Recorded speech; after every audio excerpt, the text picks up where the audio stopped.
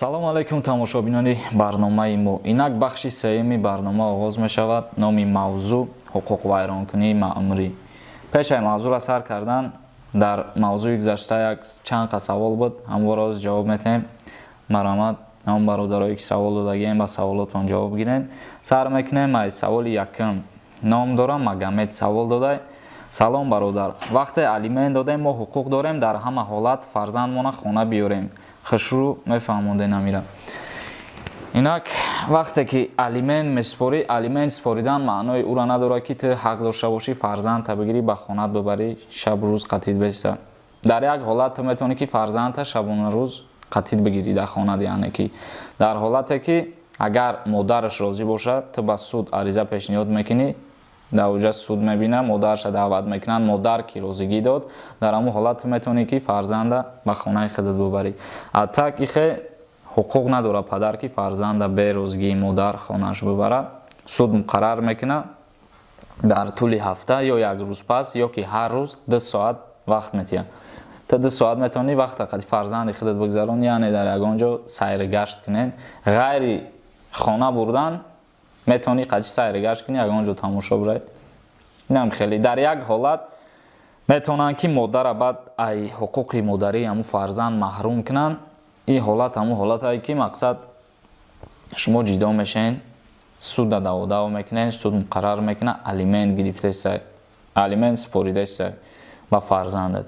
Дар рафти ҳамин ҳаёт, дар рафти зиндагӣ модар ба ягон роҳи бад меравад, яъне ба фоҳишагӣ роҳ меравад. Дар ҳамин ҳолат метавонӣ ту ариза бинависӣ, ба суд муроҷиат кунӣ, суд муқаррар мекунад модар ай ҳуқуқи модарӣ ба фарзандаш маҳрум мекунад, яъне ки фарзанд ба ту мемонад. Инак як бародар дигар савол додагия. Дуюм савол Мансур Миров. Салом алайкум Сорбон бародар. Ман дар Россия, ман оилам ҷудо шудагием, 6 моҳ гузаштагӣ, оилам дар Тоҷикистон. Ман метавонам ки ҳамин Россия ариза пешниҳод кунам ва суд моро ҷудо кунад, яъне ки развод бута.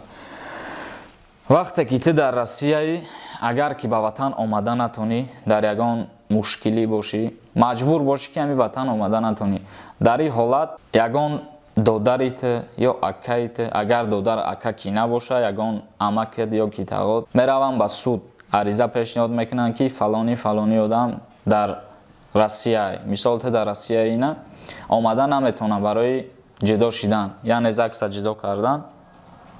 Баъд ту аёҷа суд дар ту ҳам хеле коғаз роӣ мекунад, ту давернас роӣ мекунӣ ба номи тағоитай ё акатай додартай давернас роӣ мекунӣ ки то што ту дар ҳақиқат шавҳари ҳавай будӣ, зиндагӣ мекарден ва шумо ба розигии якдигарӣ ҷудо шуданед. Мақсад турам розии, занам розия. Дар ин ҳолат ту давернас роӣ мекунӣ ҳамун Россия ба Тоҷикистона.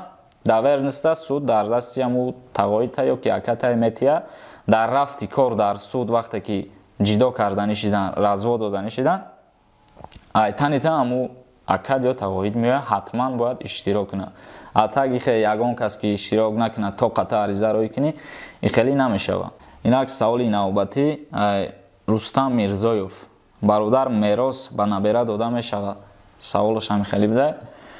Мерос ба розигии тарафҳо ба ҳама дода мешавад, на тоқа ба набера, яъне ба фарзанд, писар, духтар, занаш ба ҳама дода мешавад. Вақте ки ҳамин тарафҳо розиянд, ба набераша ҳам метиҳанд.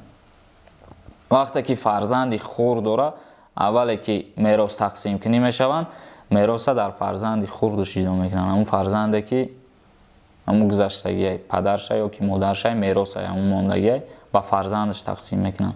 вақте ки баъд дар ин байн ҷанги ҷанҷоло ба вуҷуд омад, иш мега ман мегирам мероса, иш мега ман мегирам, баъд дар ин вақт ба суд муроҷиат мекунанд, суд ба ҳамаш баробар мероса тақсим мекунад. Мақсади гап ки мерос ба ҳама дода мешавад. Инак барномаро оғоз мекунем. ҳуқуқвайронкунии маъмурӣ, яъне административни нарушение. Инак дар ҳамин вақте ки ҳуқуқвайронкунии маъмурӣ меган, як баҳс дар байни ҳамин хонандагон, дар байни бисёриҳо ман худам дидагим ки ҳамин баҳса савол метаҳанд, дар ҳамин мавзӯъ баҳс мекунанд. ҷавоби дурустша рости гап ман худам нафаҳмидам ва бисёриҳошам намедонанд. Савол додагиянд ки ҳуқуқи маъмурӣ ай ҳуқуқи ҷиноятӣ чӣ фарқ дорад? асос дар ҳамин ҳуқуқи маъмурии ҷиноятӣ фарқш дар ҳамине ки дар ҳуқуқи ҷиноятӣ вақте ҷиноят содир мекунанд ӯ доғи судӣ мегирад, яъне ки статья дорад, турма мешавад. ана дар ҳуқуқи маъмурида доғи судӣ намегирад шахсият. яъне ҳолатҳои ҷазодиҳиш хеле якум бор дар ҳуқуқи маъмурӣ огоҳӣ метиҳанд. мисол ти ягон нарушенӣ мекунӣ, тра якум бор огоҳӣ метиҳанд. дуюм бора ки бо амро пафтор кардӣ, дуюм бора ҷаримат мекунанд. сеюм бора баъде ки ай ҳадди имкон гузаронди ҳолати вазнинтараш дарафтӣ, ҳабси маъмурӣ мегӯянд. бисёриҳо ҳабси маъмуриро ранги турма мефаҳманд ва мефаҳманд ки ҳабси маъмурӣ ки карданд ва ё доғи судӣ мегиранд. ҳабси маъмурӣ ин турма ҳисоб намешавад, яъне ки дора ҳолатҳои сабук ва азбин дора. ҳолатҳои сабук шамияе ки мисол ягон майнуша меқапанд, мебаранд ӯро як шабона рӯз ҳабси маъмурӣ мекунанд. бо дора ҳолатҳои дигар ай як рӯз то 15 рӯза ҳабси маъмурӣ ҳаст ай рӯи қонун. ана ҳолатҳои вазбинаш ай як рӯз то 30 рӯзае ки ӯро ҳабси маъмурӣ мекунанд. не ки ҳабси маъмуриро ҳам ки карданд вай доғи судӣ намегирад. мақсад баъди ҳаму биромаданаш баъди ҳабс бо озод метавона бигарданд. киёра ба ҷавобгарии ҳуқуқи маъмурӣ мекашанд? шахсоне ки аз синни 16 сола болоанд, яъне ки ай 16 мегзаранд. ана ай 16 поёнаш ба ҷавобгарии ҳуқуқи маъмурӣ кашида намешавад. вақте ки ягон ҳуқуқ вайронкунӣ мекунад ва ёра ҷойҳои махсус, яъне ки мактабҳои тарбиявӣ бигӯем ба тарзи оддӣ карда ҳамунҷа равон мекунанд ӯ кӯдакоро. хеле ҷаримашон кунанд, ҳабсшон кунанд, ин хеле дар қонун омадагӣ нест. шахсе ки аз синни 16 болоад ба ҷавобгарии ҳуқуқи маъмурӣ кашида мешавад. дар ҷавобгарии ҳуқуқи маъмурӣ бисёртар ҳами ҳолатҳои бизнесмено дида мешавад ки рӯи бизнес хариду фурӯш даъво байншона ҳами ҷанг разбора дар ҳамин ҳолатҳо бисёр ба ҷавобгарии ҳуқуқи маъмурӣ кашида мешавад. баъд ай тарафи қонунам барои ҳамин бизнесмено то муддати ҳадди аққал муайян кардагиай. мақсад ай 1 моҳ то 3 моҳ. ай 1 моҳ то 3 моҳа ки рафти ҳамин кора тафтиш накардан надидан, баъд ай 3 моҳ уже худаш қатъ мешавад ҳуқуқвайронкунии маъмурӣ. яъне ки баъди 3 моҳ дига вая наметавонанд ай сари нав тафтиш кунанд, ай сари нав бо оғоз кунанд. 3 моҳ муҳлат дорад. дар ин 3 моҳ метавонанд ва ё тафтиш кунанд, ягон чора бубинанд. яъне ки фаъолияти соҳибкориро ва ё наметавонанд қатъ кунанд. ғайри қонунӣ мешавад. агар баъди 3 моҳ ки тафтиш карданд ва ё вақти тафтишот бурданд, фаъолияти соҳибкориро қатъ кардан мешавад. дар ин вақт метавонад соҳибкор ай болои ҳаму вазифадор арз кунад, шикоят кунад, то ваям ба ҷавобгарии ҳуқуқи маъмурӣ мекашанд. дар ин ҳолат ба ҷавобгарии ҳуқуқи маъмурӣ шахсони вазифадор, соҳибкорон, шахсони воқеӣ кашида мешаванд. ана бо дар инҷа савол меояд бисёре ки шаҳрвандоне ки ай тоҷикистон нестанд, яъне шаҳрвандони хориҷӣ, шахси бешаҳрванд ва шахсони ҳуқуқии хориҷиро ба ҷавобгарии ҳуқуқи маъмурӣ мекашанд ё не? бале, шахсоне ки ай хориҷа меоянд дар инҷа истиқомат мекунанд ва ёрам барои содир намудани ҳуқуқвайронкуниҳои маъмурӣ тибқи асосҳои умумӣ ва ҷавобгарии маъмурӣ ба ҷавобгарӣ мекашандшон.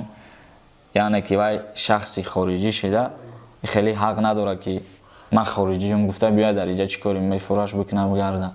вай ҳам ягон ҳуқуқвайронкунӣ ки кард, ӯро ҳам ба ҷавобгарӣ мекашанд. танҳо дар санадҳои ҳуқуқи байналмилалӣ эътироф намудаи ҳамин ҷумҳурии Тоҷикистон шахсони хориҷиро ба ҷавобгарӣ мекашанд. яъне санадҳои байналмилалиро дар инҷа истифода мебаранд.